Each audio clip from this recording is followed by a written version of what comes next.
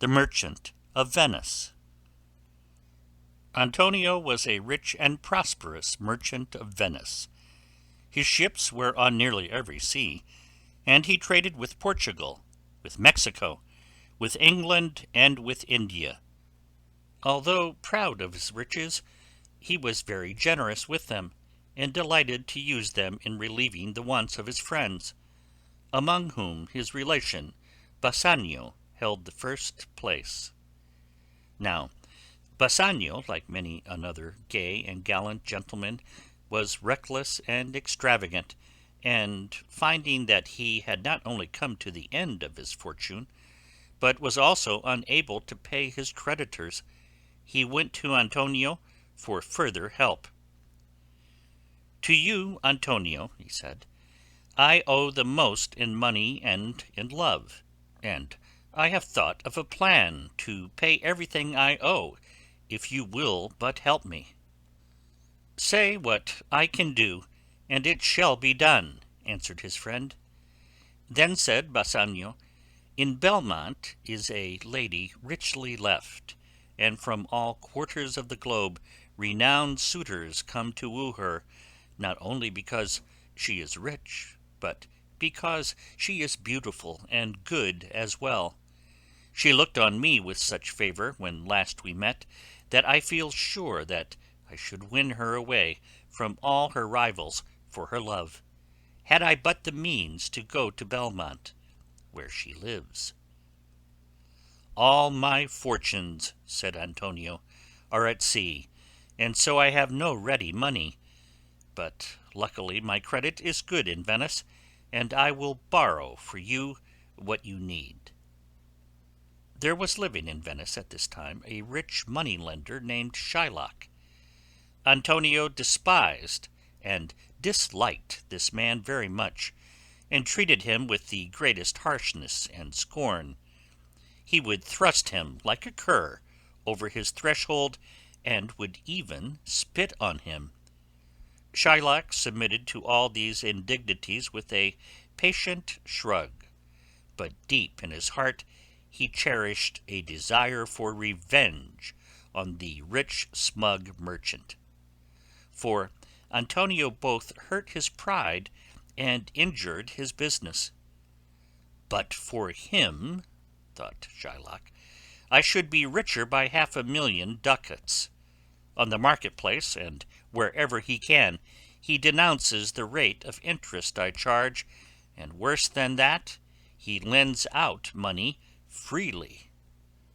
So when Bassanio came to him to ask for a loan of 3,000 ducats to Antonio for 3 months, Shylock hid his hatred, and turning to Antonio said, "Harshly as you have treated me, I would be friends with you and have your love, so I will lend you the money and charge you no interest. But, just for fun, you shall sign a bond in which it shall be agreed that if you do not repay me in 3 months' time, then I shall have the right to a pound of your flesh, to be cut from what part of your body I choose." "No," cried Bassanio to his friend, "you shall run no such risk for me." "Why, fear not," said Antonio, "my ships will be home a month before the time. I will sign the bond." Thus Bassanio was furnished with the means to go to Belmont, there to woo the lovely Portia.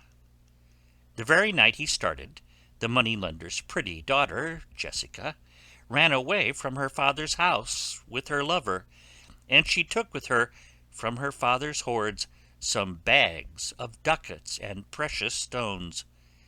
Shylock's grief and anger were terrible to see.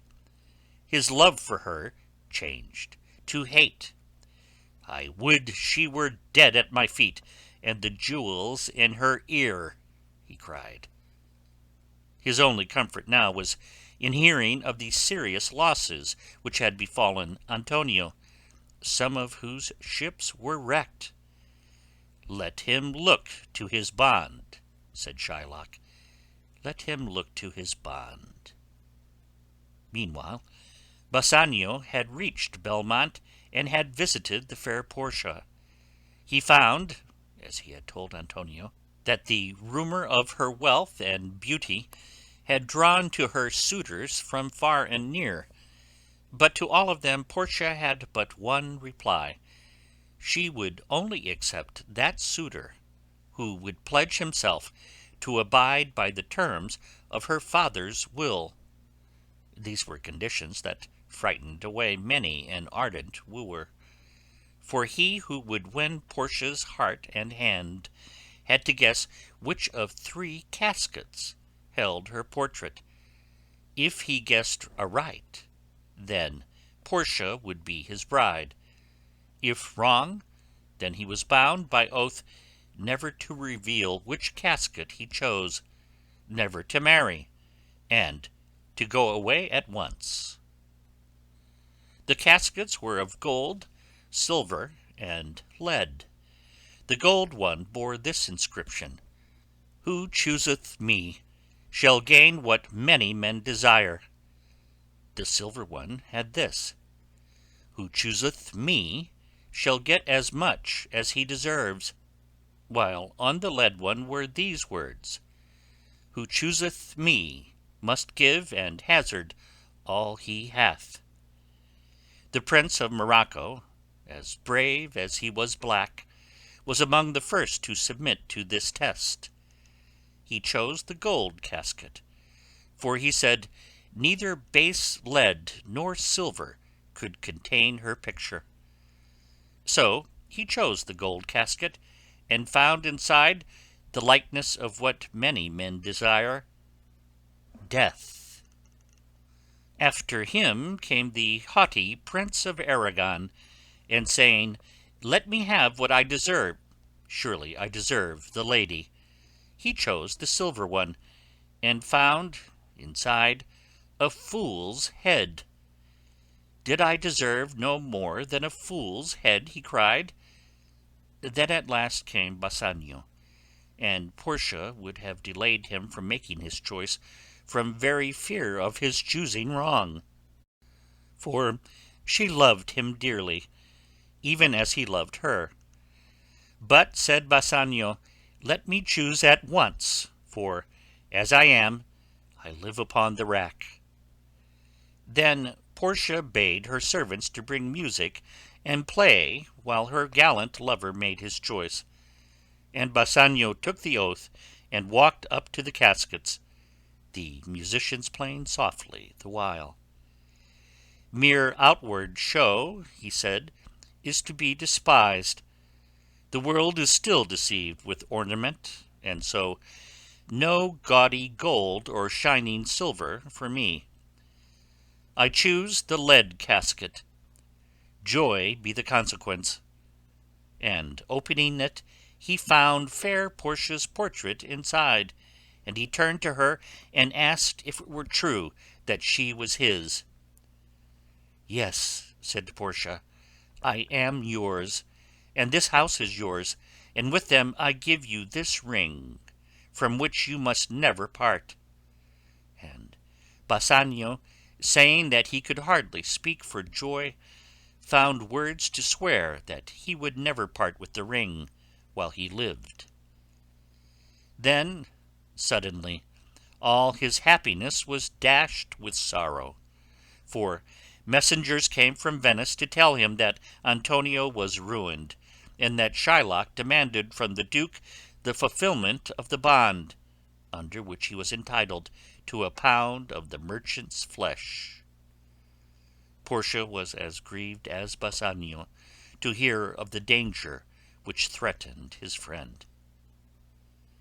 First, she said, "Take me to church, and make me your wife, and then go to Venice at once to help your friend.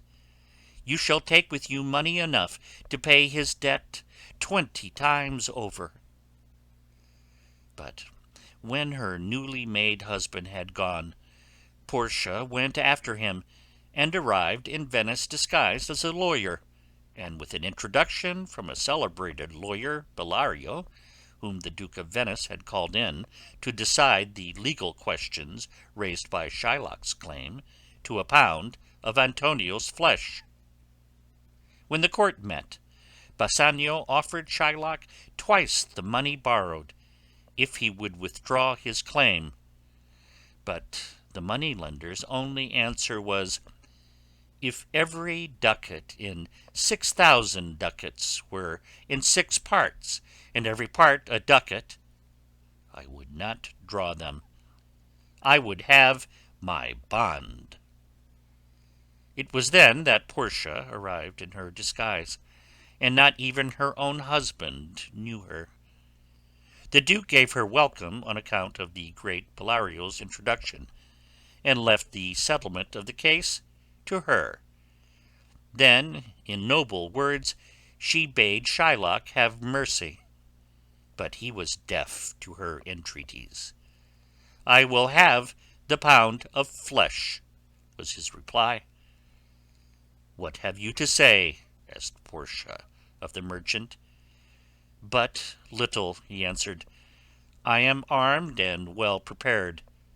"The court awards you a pound of Antonio's flesh," said Portia to the money-lender. "Most righteous judge," cried Shylock, "a sentence. Come, prepare. Tarry a little. This bond gives you no right to Antonio's blood, only to his flesh. If then you spill a drop of his blood, all your property will be forfeited to the state. Such is the law." And Shylock, in his fear, said, "Then I will take Bassanio's offer." "No," said Portia sternly, "you shall have nothing but your bond. Take your pound of flesh, but remember that if you take more or less, even by the weight of a hair, you will lose your property and your life."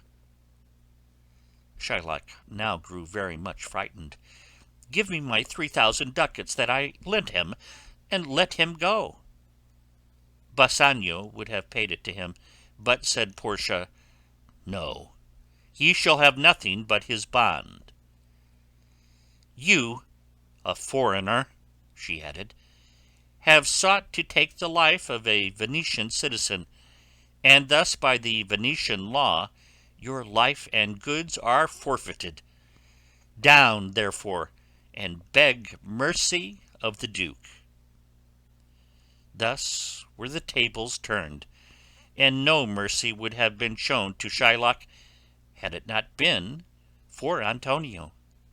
As it was, the money-lender forfeited half his fortune to the state, and he had to settle the other half on his daughter's husband, and with this he had to be content.